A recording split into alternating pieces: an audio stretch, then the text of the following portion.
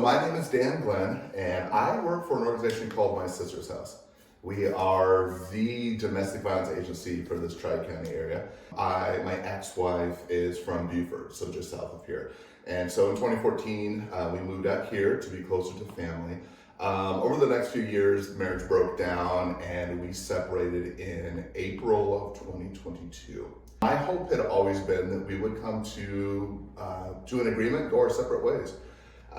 Unfortunately, I got served with papers that said otherwise, and the ask or the demands in those court papers were, they blew my mind. It was, it made a lot of factual assertions that were just completely incorrect, provably incorrect.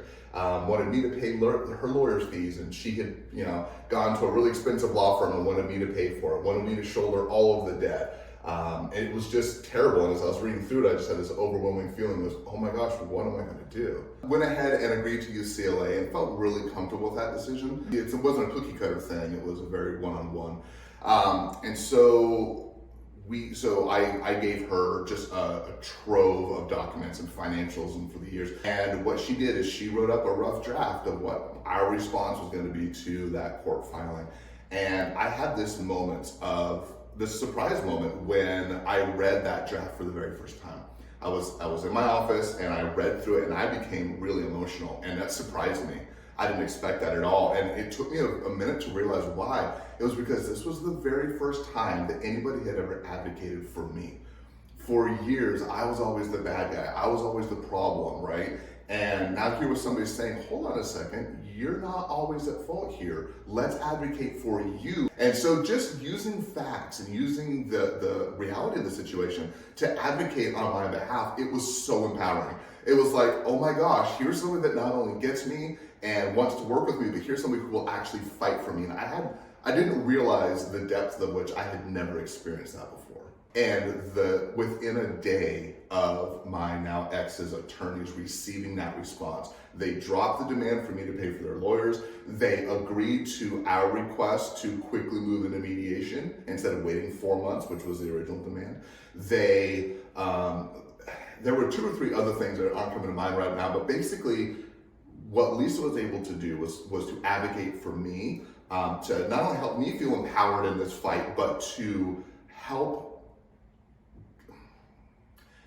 work towards actual justice. And so we went through the mediation process. It was a completely hellacious day, but I could not have done it without Lisa. She was there with me every step of the way. She explained the process in such detail that I really felt like I understood what was happening. She advocated for me in a way that I can't explain to you how just amazing that felt.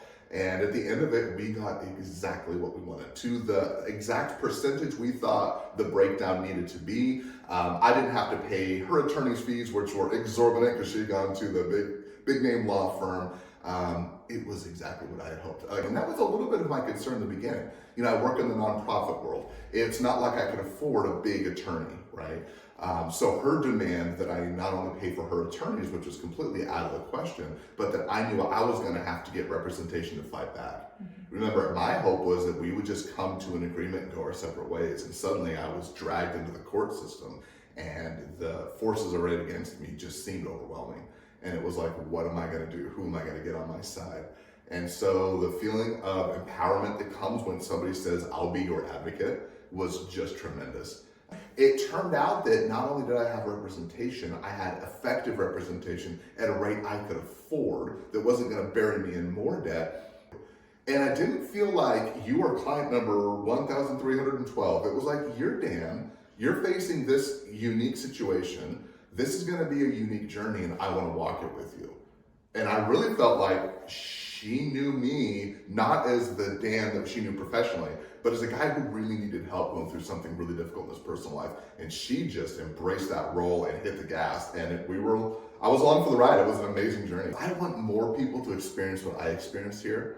I think of the sheer number of people in our area that need domestic violence services. And of course, there's a capacity limit there, right, for any agency. And I think of the amazing experience I had at CLA, and I want everyone to have that experience. Because I gotta tell you, I don't know where I would be today if it wasn't for them. And I want more people to know what that feels like, to have an advocate who knows them, cares for them, and wants to fight for them.